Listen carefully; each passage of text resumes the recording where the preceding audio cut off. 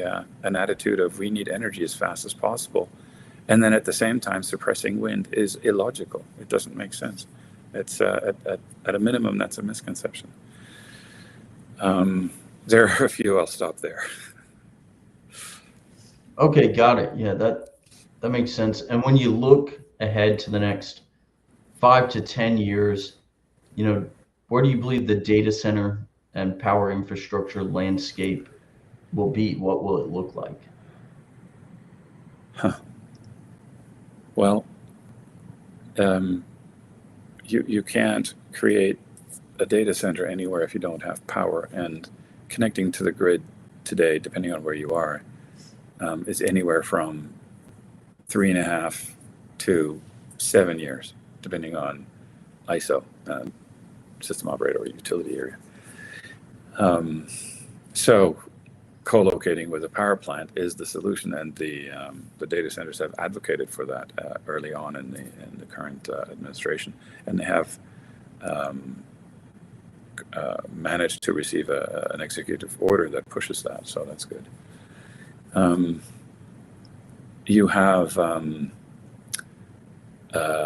because you're going off-grid in many parts, there are new technologies on the horizon, which I don't want to talk about in detail now, but we are going to employ a few over time. And side note, in my over 2 decades of designing power plants, I've always pushed the envelope on technology and educated the general contractors on what they can do that they didn't think of. So looking ahead, I would say power will continue to be a key element that the data centers need, and the power plants will be more complicated as they are not just one single technology.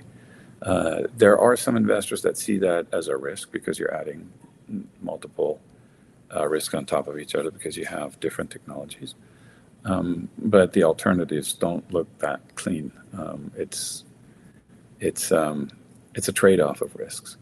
So I believe that we will at some point have more nuclear in the mix.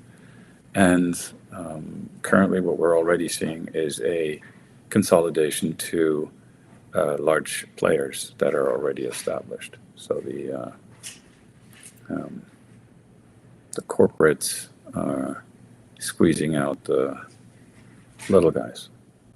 Those are a couple of the trends that I'm seeing, and this is normal for any industry. Got it. And how do you find opportunities for power projects before the rest of the market does? Well, there's a bit of a secret sauce in there. What can I talk about? Well, you have to analyze your clients and your the location where you plan to locate. So site selection is key. Building in a place where the land is the cheapest may not necessarily be the best solution. You have to look at the broad scope of what your client's needs are and what the local conditions are. And if you look at the current pipeline of projects and the predictions of what percentage of those will fail, it is the majority actually of projects, typically in project development, do fail, and they often fail for reasons I actually mentioned already here, and one of them is the NIMBYism. But there are some other constraints that cause them to fail. So rather than finding opportunities before others do, there's a rigorous due diligence that we as a developer and we as a fund have to do before we even invest the first dollar.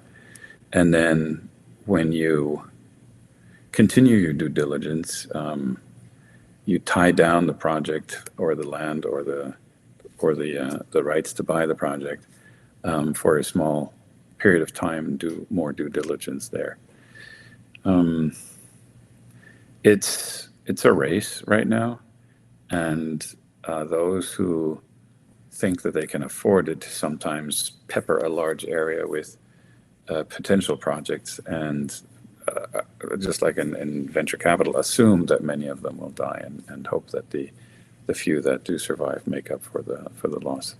So I don't think that the question does justice to the situation. It's not a race to find attractive data centers before others do, but do your due diligence, because everybody else is going to find them at the same time, and then do your due diligence quickly. That requires background knowledge. Personally, I have 20 years of hands-on knowledge, and I've been in this industry for 30 years, so I know a few things about this industry. And that you can find, that reflects in design, quality control, site selection, project evaluation, due diligence. And if it's a project that hasn't been built yet, I have control over quality, timelines, and understand what to look out for when investing into a project. Got it. And what are the first three things that you look at when an opportunity to invest in a project comes across your desk? Depends on what you call the opportunity. So if it's a greenfield development where I will personally get involved in the site selection, and I look at the distance to infrastructure and the indicators that give me an idea of how long this will take. How likely is it that we get blindsided by NIMBYs or other regulations, for example. You've seen some areas where, because of local resistance, laws have been put up on a short notice or regulations were put up where there was a moratorium on new data centers implemented in a few counties. And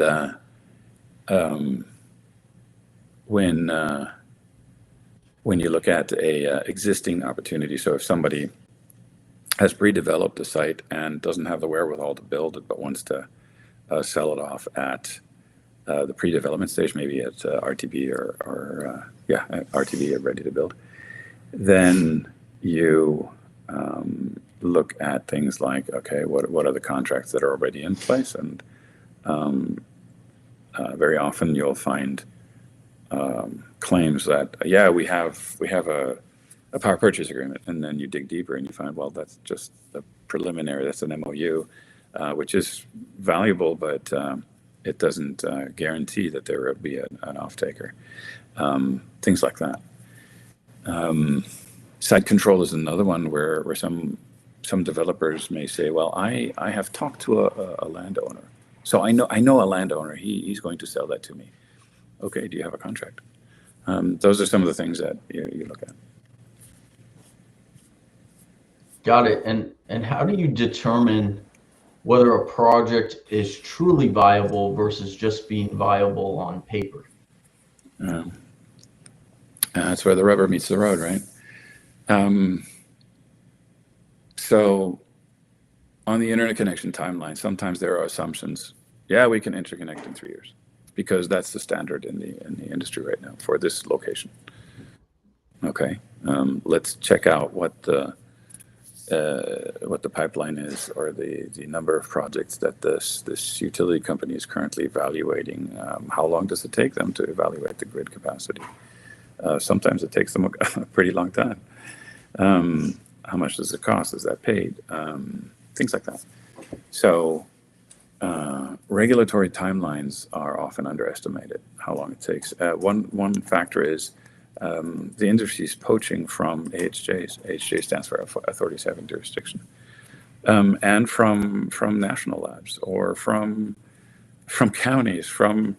The industry needs people that have knowledge. And if you go into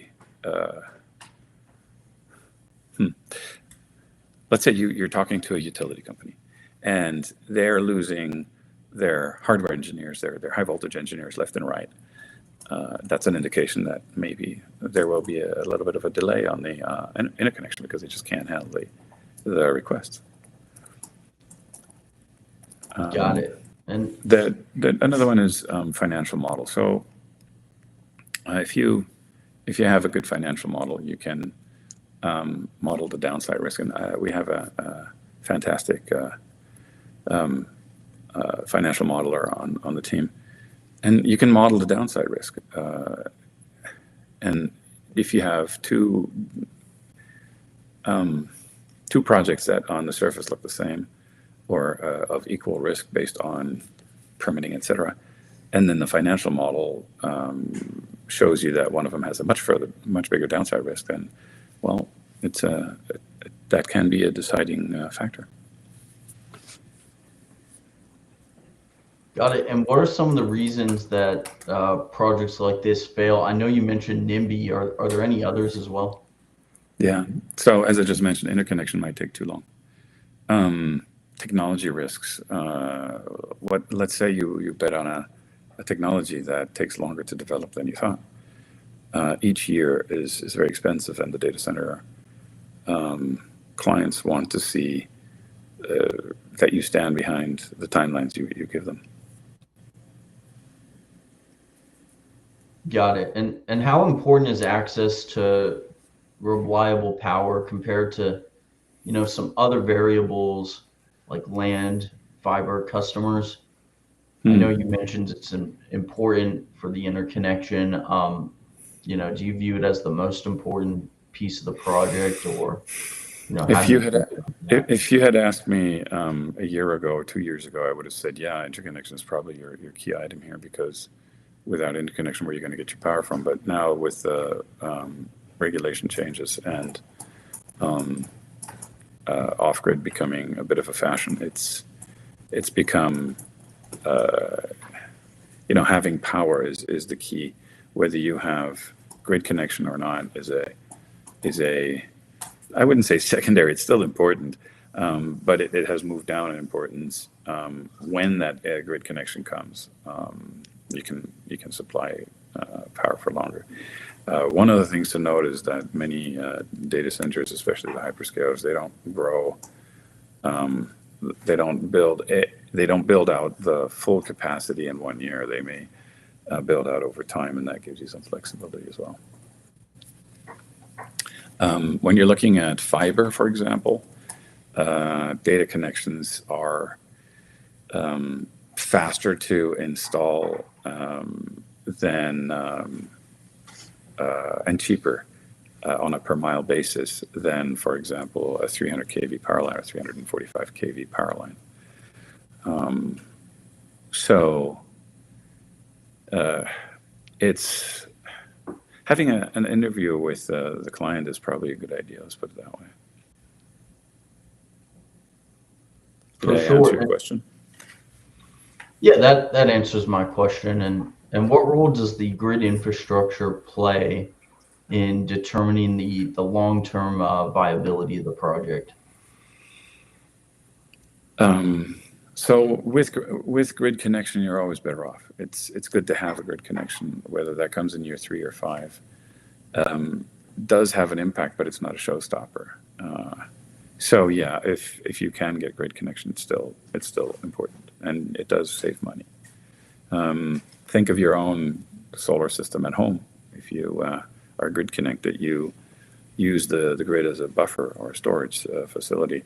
If you are out in the wilderness and you're reliant on your generator and your solar power, you probably want to have a bigger generator, or you have some batteries to operate off-grid reliably. Got it. And what separates a world-class project developer from just an average one?